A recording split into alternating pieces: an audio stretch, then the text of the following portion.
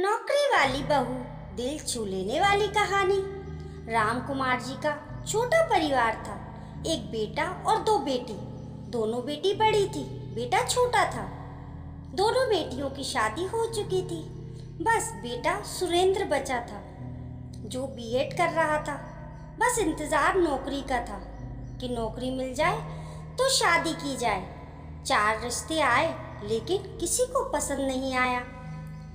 राहुल बहुत ही संस्कारी बेटा था, अपनी बहनों और माँ पिता का बहुत ख्याल रखता था। राम कुमार जी और विमला जी को यही सुनने को मिलता था, इस कलयुग में तुम्हारा बेटा बहुत अच्छा है। कलयुग का बिल्कुल भी असर नहीं है, ईश्वर सबको ऐसी ही औलाद दे। ये सुनकर राम कुमार जी और विमला जी दोनों बहुत खुश होते थे। सुरेंद्र की बीएड की पढ़ाई पूर्ण हुई, जॉब भी मिल गई। जॉब मिलते ही सुरेंद्र अत्यंत खुश हुआ। अपनी बहनों के लिए साड़ी और मिठाई का डिब्बा लेकर अपनी बहनों के घर पहुंच गया। वहां बहनें भी इस खुशखबरी को सुनकर बहुत खुश हुईं और प्यार से छोटे भाई सुरेंद्र का माथा चूम लिया। दोनों बहनों से मिलकर वापस आया। तीनों लोग एक दूसरे के बिना ना ही चाय पीते थे, ना ही खाना खाते थे। सब कुछ बहुत ही अच्छे से चल रहा था। यह परिवार का प्यार होता है, एक दूसरे का सम्मान होता है। सुरेंद्र की नौकरी लगते ही रिश्तों की लाइन लग गई। रोज कोई ना कोई रिश्ता आता था। माँ की इच्छा थी कि नौकरी पेशा लड़की हो तो कर लूंगी। कुछ तो नौकरी पेशा ही थी, कुछ बिना नौकरी की थी। कोई बहुत बड़े घर की, कोई छोटे घर से। खैर, एक रिश्ता माँ पिताजी को अच्छा लगा। इस रिश्ते को आगे बढ़ाने के लिए विचार किया। लड़की भी टीचर ही थी, लड़की भी अच्छी थी। एक टीचर के तौर पर सब्र भी था। सुषमा नाम था। सबने देखा तो ये रिश्ता बहुत पसंद आया। शादी तय हो गई। कुछ महीने बाद शादी हुई। सुषमा भी अपने मन में बहुत सारे सपनों को सजाई थी। सुषमा विदा होकर अपने पति सुरेंद्र के साथ अपनी ससुराल पहुंची। वहां भव्य स्वागत हुआ। ये सब देखकर बहुत खुश हुई। 1 हफ्ते की छुट्टी ली थी, उसके बाद ज्वाइन करना है। सारे रिश्तेदार अपने अपने घर गए। बेटियों की भी अच्छे से विदाई हुई। राधा और कृष्णा ने भी अपनी छोटी भाभी को बहुत अच्छे अच्छे गिफ्ट दिए।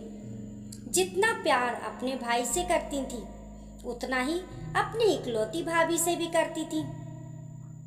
1 हफ्ते बाद सुषमा को स्कूल जाना था, तो जल्दी जल्दी जितना हो सका था उतना काम करके अपना लंच बॉक्स और सुरेंद्र का लंच लेकर दोनों एक ही साथ निकल गए। यहाँ है विमला जी को बुरा लगने लगा कि बहू तो आधा अधूरा काम करके निकल जाती है। कोई नहीं, मुझे भी अच्छा लगता है, मेरी आदत भी तो है। बाकी काम घर चमक कर रखती थी, बाकी का काम खुद करना पड़ता था। एक दिन विमला जी की सहेली आ गई और पूछने लगी, अरे बहू कहाँ है? तुम ये सब क्या कर रही हो? विमला जी ने बताया कि वो जॉब करती है, 1 हफ्ते की छुट्टी ली थी, आज से ही ज्वाइन किया है। बहुत अच्छी है, जितना हो पाया उतना करके गई, बाकी मैं कर लूंगी। आखिर आज तक तो मैं ही करती आई। एक दिन जब सुषमा वापस आई तो सासू माँ ने अपने बेटे और बहू दोनों को एक साथ बैठाया और बोला कि बेटे, तुम नौकरी छोड़ दो। लोग तरह तरह की बातें करती हैं कि 1 हफ्ते नहीं हुए बहू को नौकरी करा रही है। तब तक सुषमा को बोलने का मौका ही नहीं मिला। सुरेंद्र ने तुरंत माँ को जवाब दे दिया कि मैं कल से एक काम वाली लगा देता हूँ, सारा काम वह करेगी, तो कोई दिक्कत तो नहीं है। अगर नौकरी मिल गई है तो करने दो माँ। आप तो देख ही रही हो कितने लोगों को नौकरी ही नहीं मिल रही है। नौकरी मिली बहुत आसान नहीं है, इसलिए करने दीजिए। माँ ने बोला ठीक है, जैसा तुम सब समझो। सुरेंद्र ने अपने पड़ोसी से बात किया और उनकी मेड सुरेंद्र के घर काम करने को तैयार हो गई। घर का सारा काम करने का 7,000 मांगी। सुरेंद्र ने मंजूरी दी। दूसरे दिन से शांति ने घर का काम संभाल ली। सुबह 6 बजे आ जाती थी। सुषमा और सुरेंद्र का लंच और टिफिन सब तैयार कर देती थी और बिमला जी और राम कुमार जी के हिसाब से उनका भी नाश्ता खाना सब तैयार करके चली जाती थी। एक दिन बिमला जी ने अपनी मेट शांति से पूछा कि तुम घर का काम करने का कितना लेती हो? शांति ने बोला, भैया से तो बात हो गई है, 7,000 में। आपको नहीं पता क्या आंटी? बिमला जी थोड़ी देर चुप रही और बोली, हाँ पता है, लेकिन हमने सोचा तुमने कुछ कम कर लिया होगा।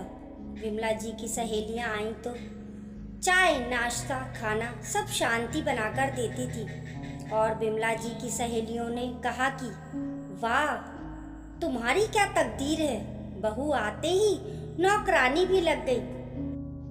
बिमला जी ने जवाब दिया कि सच बताऊं तो मैं खुद नौकरी वाली बहू चाह रही थी, सो तो मिल गई, लेकिन ये सब नहीं चाह रही थी कि लेकिन बेटा और बहू ने मिलकर ये किया है।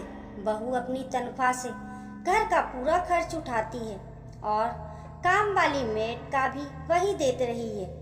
देखो बहन, अगर हम चाहते हैं कि हमारी बहू नौकरी पेशा हो तो हमें भी समझौता करना पड़ेगा, या तो हम नौकरी वाली बहू ना लाएं। अगर नौकरानी नहीं भी लगती तो मैं भी करती। इस घर के काम केवल बहू के नाम थोड़ी लिखा है। इस घर में जितने लोग रहते हैं उन सबकी जिम्मेदारी होती है। एक दिन थोड़ा मुझे बुरा लगा, लेकिन बेटे सुरेंद्र ने समझाया तो मुझे समझ में आ गया। तब से मैंने कभी भी बहू का विरोध नहीं किया है। विरोध करना भी नहीं चाहिए। 4 दिन की जिंदगी है, इसमें जितना हंस खेल लो वही बहुत है। कल किसने देखा है?